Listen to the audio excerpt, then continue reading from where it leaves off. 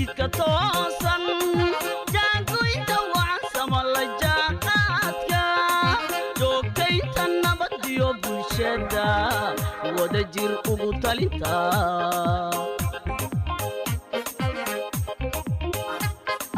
jidka toosan jaangoynta wacan sama la jaanqaadka joogtaynta nabadiyo bulshada wada jir ugu talinta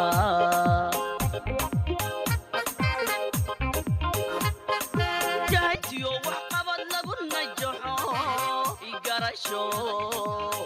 garasho ugu jeexa kela wada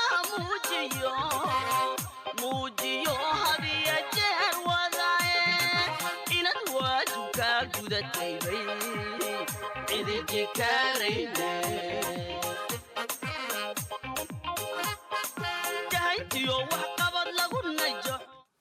Le président de la République donc, est arrivé ce vendredi matin en Arabie Saoudite où il prendra part au 32e sommet ordinaire de la Ligue des États arabes qui ouvre ses portes cet après-midi à Jeddah, marqué par le retour au sein de l'organisation de la Syrie qui a été suspendue en 2011 à la foulée d'affrontements ayant conduit ce pays à la guerre civile. Ce sommet de la Ligue des États arabes ne dérogera pas à son principe fondamental d'élaborer un état des lieux général de la situation de ces nations membres sous le coup de difficultés chroniques. Et la problématique palestinienne, la crise au Soudan, l'évolution de la situation au Yémen et en Somalie, l'aptitude du Liban à surmonter définitivement l'impasse politique et institutionnelle auquel donc il est en proie, les difficultés économiques, le rapprochement avec l'Iran seront entre autres évoqués au cours de ce sommet de la Ligue des États arabes. jaranjarooyin adag iyo intaad jiira soo dhaaftay eed meela qayrkaa ku jabay adigu soo jiidhay way runta lagama jeestee intaad jariya buur fanatay ee aad jabuuti awadeed jirab kasta u mudatay way qof jiraysan mooye shacbigu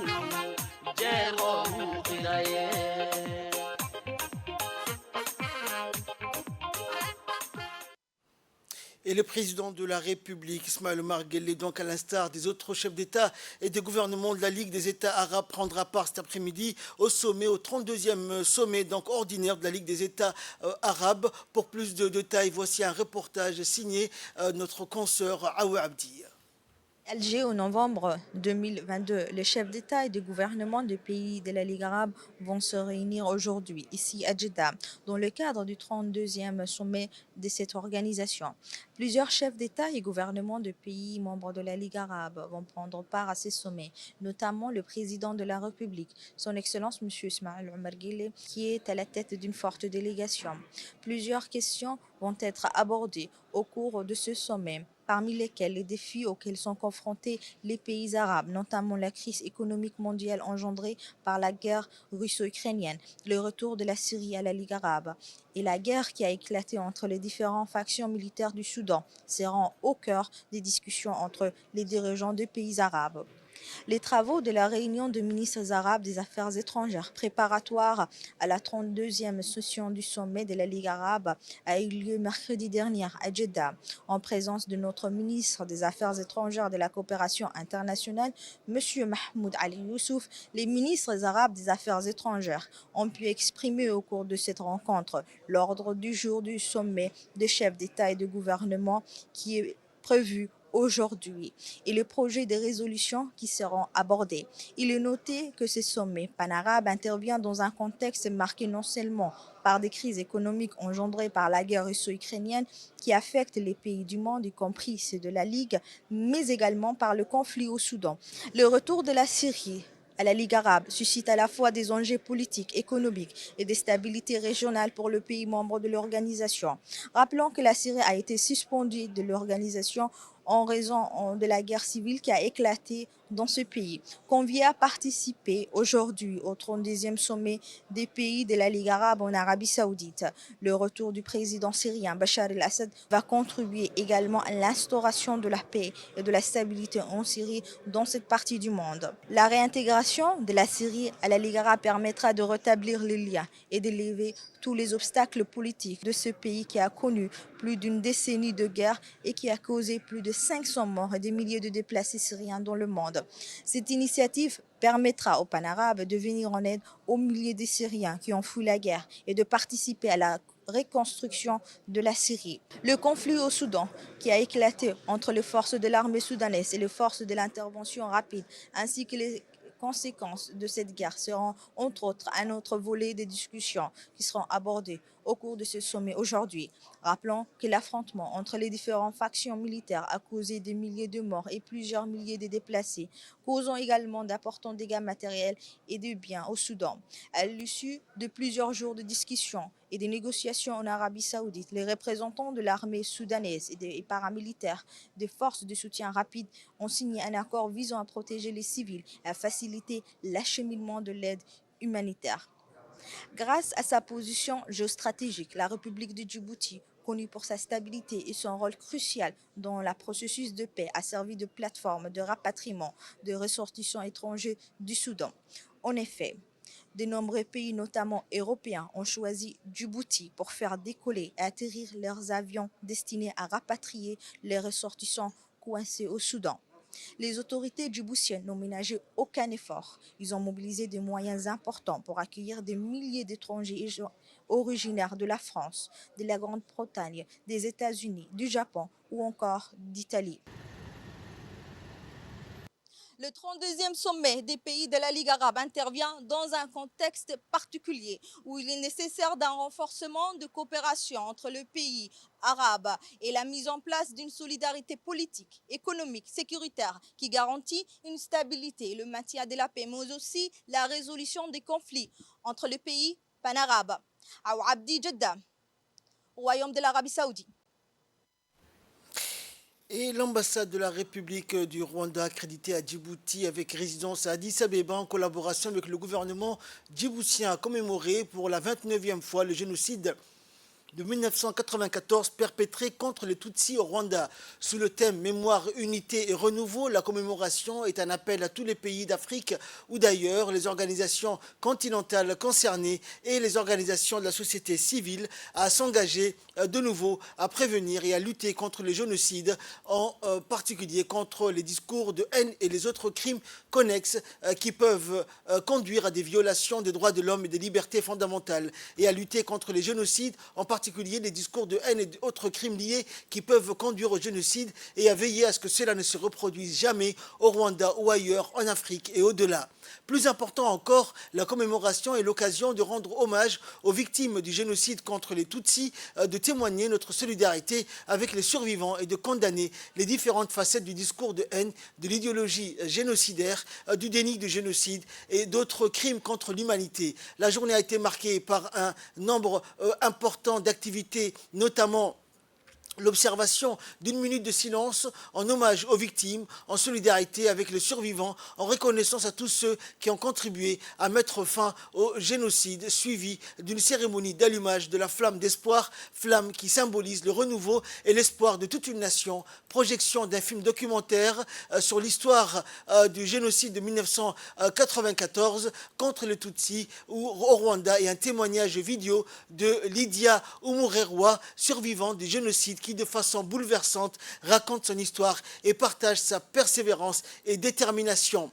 Dans son discours, Mahdi Absi Ebouh, directeur des relations bilatérales au ministère des Affaires étrangères et de la coopération à Djibouti, a exprimé la solidarité du peuple djiboutien, saluant les relations de fraternité et d'amitié entre les deux peuples. Il a par la même occasion applaudi le travail immense de reconstruction, d'unité et de réconciliation du peuple rwandais sous le leadership éclairé du président Paul Kagame. Dans ses propos, Mme Hope Tumukundi Gazatura, ambassadeur de la République du Rwanda, accrédité à Djibouti avec résidence à Addis Abeba, a remercié le peuple djiboutien pour sa solidarité. Elle a rappelé que malgré les efforts de tous, les discours de haine, le déni du génocide et l'idéologie du génocide sont malheureusement toujours d'actualité dans plusieurs pays. Elle a appelé à continuer de lutter contre le déni de génocide dans toutes ses manifestations, ainsi que d'adopter des législations fortes contre les discours de haine et les idéologies extrémistes, la marginalisation et la discrimination envers tout type de groupe. Cette commémoration est donc un appel commun à redoubler d'efforts pour empêcher que de telles horreurs ne se reproduisent.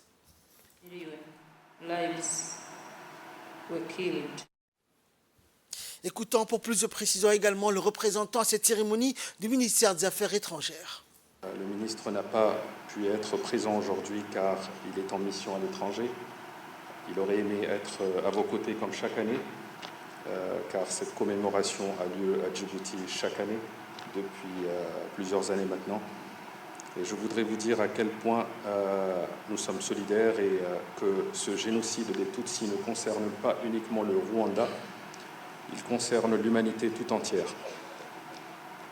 C'est un fardeau que nous portons tous avec vous. Il est important de ne pas oublier afin d'éviter que des crimes pareils ne se reproduisent. Madame l'ambassadrice, la renaissance sociale, politique, économique de votre pays, unanimement saluée, et cette reconstruction n'aurait pas été possible sans l'accomplissement de notre devoir de mémoire que vous êtes en train de témoigner encore une fois cette année aujourd'hui. Je voudrais aussi souligner le processus de justice, de vérité et de réconciliation qui ne s'est pas concentré sur une sorte de vengeance, mais a permis de jeter les bases d'une société tolérante et orientée vers le progrès. Ce chemin extraordinaire a pu être parcouru par votre beau pays en presque 3 décennies. Le parcours du Rwanda depuis 1994 est porteur d'espoir pour toute l'Afrique. En effet, en 29 ans, le pays a bâti une image de concorde nationale et cohésion sociale sous le leadership éclairé de votre président Paul Kagame. Et je voudrais encore une fois, sans trop m'attarder, rappeler que nos deux pays se sont engagés à renforcer nos relations d'amitié et de partenariat dans plusieurs secteurs clés. Et cela s'est matérialisé ces dernières semaines par la visite d'une importante délégation et par la signature de plusieurs documents dans plusieurs domaines. Et d'autres sont en cours de finalisation et devraient bientôt être signés. Dans l'actualité également, le dernier jour du premier séminaire national de sensibilisation de haut niveau sur l'importance de l'infrastructure nationale de la qualité pour l'économie, l'industrie et la société. Les participants se sont réunis une fois de plus au Palais du Peuple hier avec un sentiment d'anticipation. C'est sous l'égide du ministre du Commerce et du Tourisme, Mohamed Ouassama Diriye, que la journée promettait d'être une culmination donc mémorable de discussions éclairantes et du partage des connaissances qui avait eu lieu tout au long du séminaire. Les participants représentant divers secteurs de l'économie, notamment des fonctionnaires du ministère du Commerce et de l'Agence djiboutienne des normes de la qualité, des organisations du secteur privé, des organismes de réglementation, des représentants de la COMESA, des universitaires et des groupes de défense des consommateurs ont pris place avec enthousiasme dans la salle de conférence au Palais du Peuple. Le ministre du Commerce est monté sur scène s'adressant au public avec enthousiasme et gratitude pour leur participation active tout au long de ce séminaire. Il a réitéré le rôle crucial de l'UNQ dans la stimulation de la croissance économique, la promotion du développement industriel et la garantie de la protection des consommateurs. Il a félicité également les participants pour leur contribution précieuse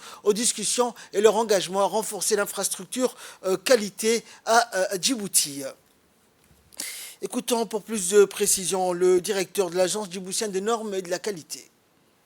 Je vous remercie personnellement d'avoir participé à ces 3 jours de discussions intenses qui devraient nous permettre de mettre les bases de notre politique nationale d'infrastructure qualité afin d'améliorer notre système productif, afin d'améliorer et de sécuriser le produit consommé à Djibouti, afin d'améliorer les procédures de contrôle de la conformité, afin d'améliorer l'établissement des normes et des procédures régaliennes et de qui devra contrôler afin de mettre en place une politique de la promotion de la qualité au sein du secteur privé, mais que le consommateur final auquel on est tous censés travailler pour lui devra bénéficier de cette politique. L'ADN a été mise en place, créée il y a moins d'un an, et nous nous attelons depuis cette création afin de mettre en place une éventuelle base pour la fiscalité. Et un de ces résultats est aujourd'hui à ce que nous participons tous à cette réunion. Nous sommes conscients que mettre en place une politique nationale de la fiscalité n'est pas un truc qui devrait se faire de manière isolée. Nous sommes conscients que nous avons besoin de vous, nous avons besoin des différents départements ministériels, du consommateur, du secteur privé, afin que le résultat soit bénéfique et optimal pour nous tous. Écoutons également l'intervention du ministre du Commerce et du Tourisme. Cette formation s'inscrit, comme vous le savez, dans le cadre du développement de la politique commerciale du pays, mais notamment de la politique de normalisation, d'accréditation et de certification. Ces 3 jours ont été riches en débats et de discussions constructives. Je suis persuadé que les connaissances acquises permettront d'impulser à l'élaboration de notre politique nationale de la qualité. Et lors de l'ouverture de ce séminaire, on a parlé de défis et de l'opportunité qui est le développement de notre infrastructure de qualité.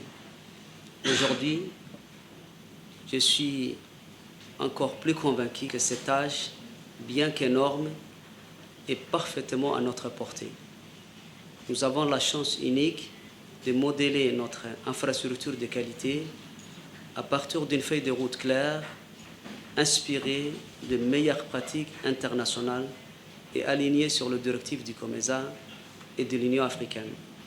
La mise en place d'une infrastructure de qualité est l'une des prérogatives du traité du COMESA dans son chapitre 15. Il est donc crucial que nous continuerons à travailler ensemble pour garantir que notre politique nationale de la qualité soit alignée sur cette directive. Cela permettra non seulement de renforcer l'économie de Djibouti et de protéger les consommateurs, mais aussi de promouvoir notre intégration régionale et notre participation au commerce intra-africain. En conclusion, la clôture de ces séminaires marque non pas une fin, mais plutôt une début, une nouvelle étape, passionnée dans notre quête de qualité. C'est une invitation à tous les acteurs à intensifier leurs efforts, à collaborer de manière proactive et à contribuer à la réalisation de notre vision commune d'un Djibouti synonyme de qualité, d'excellence. Écoutons également les impressions des participants à ce séminaire. Nous sommes aujourd'hui ici au Palais du Peuple pour clôturer un atelier sur un thème très important pour le développement des politiques nationales de qualité des infrastructures initiées principalement par l'ADN, c'est-à-dire l'Agence nationale des normes et de la qualité en République du Djibouti. C'est une agence qui est sous la responsabilité du ministère du Commerce et du Tourisme, une agence qui a été créée il y a 1 an et qui a démarré cette année avec cet atelier qui doit fortifier naturellement les activités que mènera cette agence, à savoir des ateliers de sensibilisation, des ateliers de formation au profit de tous les acteurs qui interviennent dans le domaine du commerce, dans le domaine des échanges, des services sociaux, à savoir par exemple l'énergie en République du Djibouti, l'élevage, l'économie bleue, etc. Naturellement, l'objectif principal de cet atelier, c'est de dynamiser un peu le secteur primaire du tourisme et du commerce pour créer des métiers, pour insuffler une nouvelle dynamique dans ce secteur. Et naturellement, nous pensons que les travaux qui ont été effectués durant ces 3 jours donneront leurs fruits. Djibouti a accueilli le 17 mai dernier un groupe de touristes aventuriers programmé pour le célèbre tour opérateur allemand Abenteuer Touren, spécialisé depuis près de 20 ans dans l'organisation des voyages d'aventure et représenté à Djibouti par l'opérateur touristique d'aventure Ali Liaka. La cérémonie d'accueil a été effectuée en présence du ministre du Commerce et du Tourisme, Mohamed Al-Sama, du secrétaire général du ministère du Commerce, Ali Daoud, et du directeur général de l'Agence nationale du tourisme, Ousmane Abdi. Ce groupe de touristes d'aventure comprennent 16 caravanières et de 25 personnes représentant 5 nations différentes. Ce groupe de caravaniers a commencé donc son voyage depuis l'Europe en passant par la Turquie, le Moyen-Orient, avant d'arriver à Djibouti. Ils programment de continuer leur périple en traversant l'Éthiopie, le Kenya, l'Afrique, l'Australie et finir leur parcours en Afrique du Sud. Ce passage à Djibouti a été l'occasion pour les passionnés d'aventure de partir à la découverte donc de nombreux sites touristiques, aussi de par sa position géostratégique entre l'Afrique et le Moyen-Orient. Djibouti constitue une porte d'entrée pour les pays du continent africain. L'arrivée de ce groupe de touristes d'aventure contribuera assurément à la visibilité de la destination touristique de Djibouti comme une destination importante de tourisme d'aventure qui constitue une gamme non négligeable du segment du tourisme dans le monde. Le président de l'autorité des ports et des zones franches de Djibouti, Aboubakar Omar Hadi, a eu le plaisir d'accueillir la délégation de l'Union africaine et de l'Organisation des Nations Unies pour le développement industriel, conduite par l'ambassadeur de Djibouti en République fédérale démocratique d'Éthiopie, Abdi Haïbe Mahmoud, ambassadeur du Niger en République fédérale démocratique d'Éthiopie, Hassan Mey Dawa Amadou, et l'ambassadeur du Rwanda, Tumukunde, et la représentante du président de la République du Niger, champion de l'Union africaine sur l'industrialisation inclusive et durable et la transformation productive. Les discussions ont porté sur l'industrialisation inclusive et durable de l'Afrique et la transformation productive qui accéléreront le rythme de transformation du continent à forte importation et à risque plus élevé de choc externe vers un continent à forte intensité d'exportation et de compétitivité mondiale.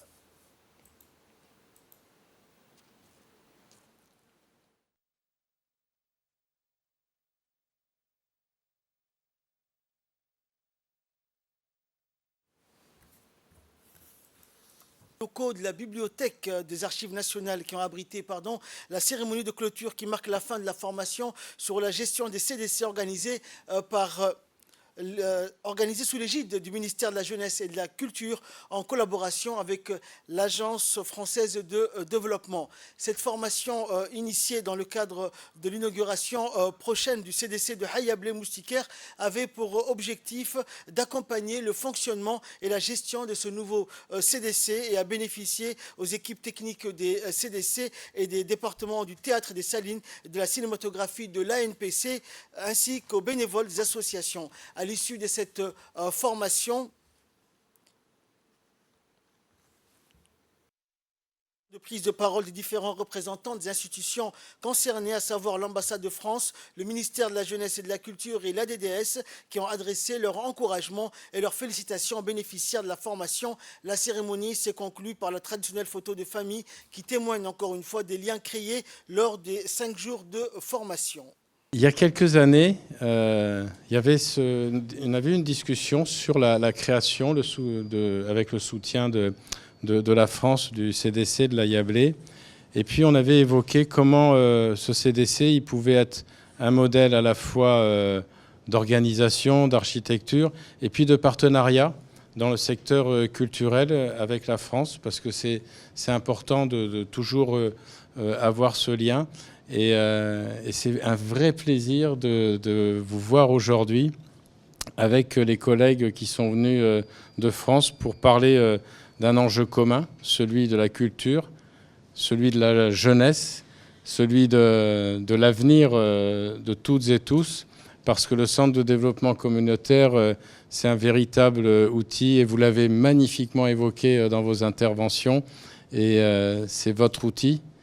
Et je pense que vous avez beaucoup de choses à poursuivre à la suite de cette formation.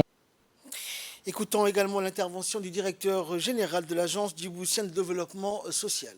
C'est un très grand projet urbain et ce CDC s'inscrit dans le cadre de ce projet. Donc nous avons voulu associer la transformation de ces quartiers à l'histoire de ces quartiers. D'où justement l'instruction de la ministre de la Culture pour demander à ce qu'il y ait des experts français qui viennent nous accompagner dans le cadre de ces CDC, mais également dans le fonctionnement de ces CDC, associer les tissus associatifs. Donc nous tenons vraiment à remercier nos collègues du ministère de la Culture française et David en premier, mais également nos deux experts donc, qui sont là, qui ont animé ces rencontres, ces formations, très courtes, c'est vrai, de 4 jours, 5 jours, mais qui est extrêmement importante pour la vie de ces CDC. Et comme je l'ai dit le premier jour, ce que nous souhaitons à travers vous, c'est d'être maintenant des formateurs. À votre tour, des formateurs, vous venez de la société civile, vous venez des CDC, vous venez de différents ministères, de différentes directions de ce ministère de la Culture. Et écoutons également l'intervention du directeur de l'Agence nationale de la promotion de la culture, M. Mohamed Hussein. Je tiens tout d'abord à exprimer ma gratitude envers vous tous pour votre participation active, engagée. On avait suivi depuis nos bureaux de cette semaine de formation sur le projet d'établissement du nouveau CDC, la gouvernance du CDC, son fonctionnement, son animation, ainsi que son modèle économique proposé. Cette formation dispensée par une équipe de 3 experts de la mission d'expertise de la Commission de la coopération internationale du ministère de la Culture français, en collaboration avec l'Institut français de Djibouti, l'ADDS et l'AFD, a été une occasion précieuse pour renforcer les connaissances et les compétences dans ce domaine essentiel. Très certainement, vous avez été à 2 reprises avec la ministre et à travers ces échanges, le propos de la ministre, on voit que vraiment le CDC a un rôle assez particulier et elle-même, depuis qu'elle est arrivée, a énormément travaillé sur la redynamisation de ces centres de développement communautaire qui sont plutôt, comme vous le savez, des centres de développement communautaire plutôt que de maisons des jeunes et de la culture.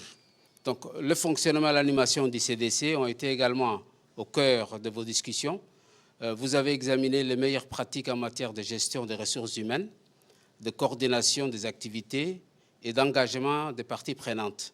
L'accent a été mis sur l'importance de la créativité, de l'innovation, de la participation citoyenne pour assurer un succès et un impact positif du CDC au sein de la communauté. Et c'est l'objectif même du CDC.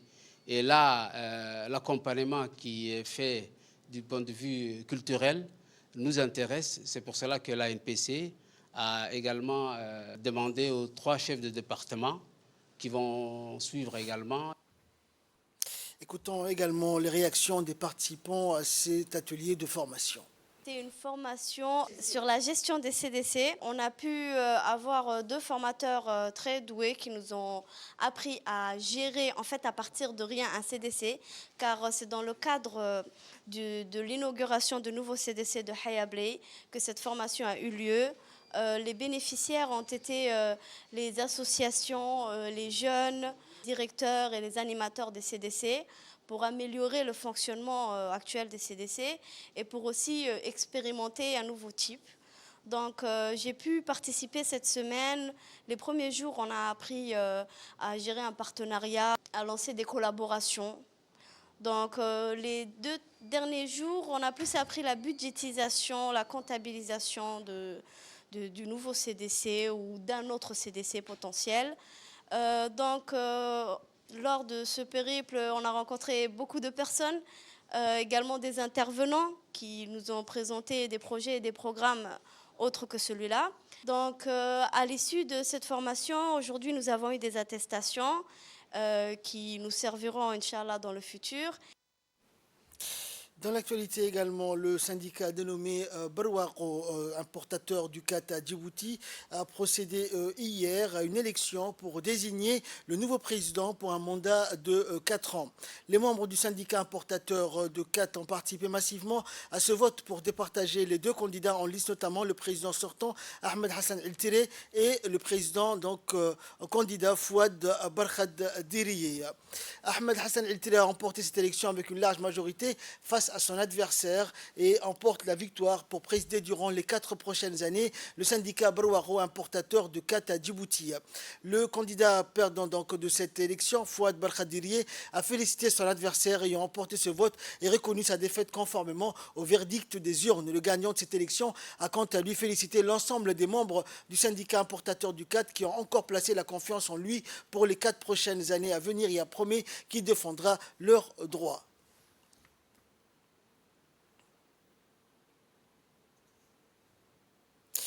Le préfet de la région de Tadjoura a participé à une cérémonie d'inauguration du projet de construction des citernes Otéré à Hufol dans la région de Tadjoura. Et donc la délégation autoritaires, donc des officiels accompagnés du préfet et de l'ambassadeur du Japon à Djibouti ont été accueillis par le président de l'association Dailadou, l'association de nomades et notables de Hufol et l'association de nomades du plateau Dailadou pour le développement et pour tous les efforts déployés dans la réalisation de ce projet. Projet financé par l'ambassade du Japon avec un montant d'environ 12,8 millions de nos francs et les 3 citernes enterrées sont construites dans la localité d'Allalo et Dago Ingiru et Gafuraf afin d'améliorer les conditions de vie des nomades et de soulager le manque d'eau. Cette cérémonie donc qui a vu la participation du préfet de Tadjoura, Hassan Dabale, du président du conseil régional Omar Hussein ainsi que de l'ambassadeur du Japon. Ce projet permettra à plus de 600 habitants d'avoir accès à l'eau et d'améliorer leur santé et auront également l'opportunité d'aller à l'école de ce fait. Donc les autorités espèrent que ce projet va améliorer le quotidien de ses habitants. Et de bénéficier de meilleures conditions et de nouvelles opportunités pour mieux valoriser les potentialités économiques dont regorge la zone. La présence ici témoigne l'importance qu'il accorde à l'amélioration des conditions de vie et des populations vulnérables en finançant ces projets de construction de 3 citernes enterrées qui déjà profitent à la population de s'approvisionner en eau potable dans ces localités. Et direction d'Ikil pour clore l'actualité nationale. Une cérémonie dédiée aux lauréats du grand concours scolaire s'est tenue le 17 mai dernier au sein du lycée général de d'Ikil. Le préfet de la région a présidé donc cette cérémonie qui a regroupé entre autres les représentants du conseil régional et les autorités civiles et militaires ainsi que le proviseur du lycée en guise de distribution des certificats de reconnaissance aux lauréats de cette année.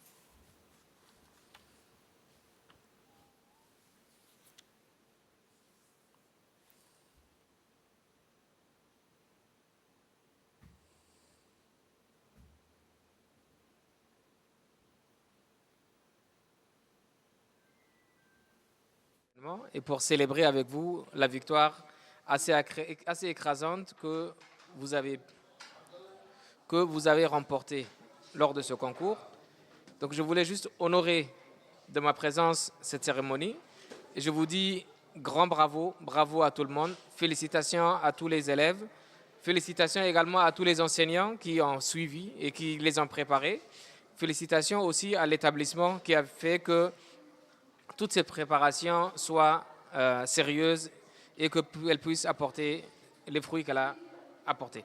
Donc je vous dis grand bravo, merci, félicitations à tout le monde. Félicitations aux élèves, félicitations aux enseignants, félicitations également aux parents qui sont là aujourd'hui avec le sourire et fiers d'avoir été vos parents.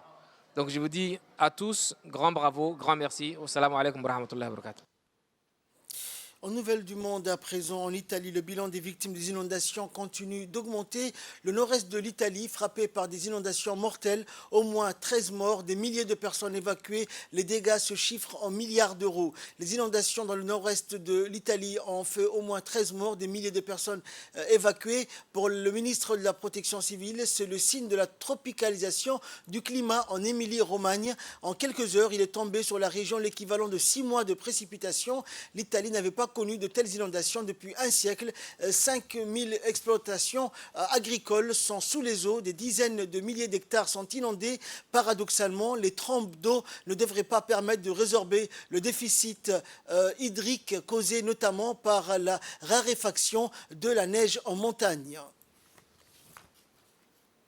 Et enfin, sport, Rafael Nadal annonce son forfait pour Roland-Garros et sa retraite prochaine. Comme pressenti ces dernières heures, Rafael Nadal ne participera pas cette année à Roland-Garros, pas suffisamment remis de sa blessure qu'il traîne depuis janvier dernier. L'Espagnol va donc manquer pour la première fois de son immense carrière le Grand Chelem parisien. À bientôt 37 ans, le 3 juin prochain, c'est un coup dur pour le natif de Manacor, vainqueur à 14 reprises de la Coupe des Mousquetaires. Par la suite, l'Espagnol a également évoqué le délicat sujet de la retraite. Je pense ensuite que ce sera ma dernière année en 2024. C'est mon objectif de m'arrêter pour ensuite disputer la dernière année de ma carrière sportive en espérant pouvoir en profiter, a-t-il confié.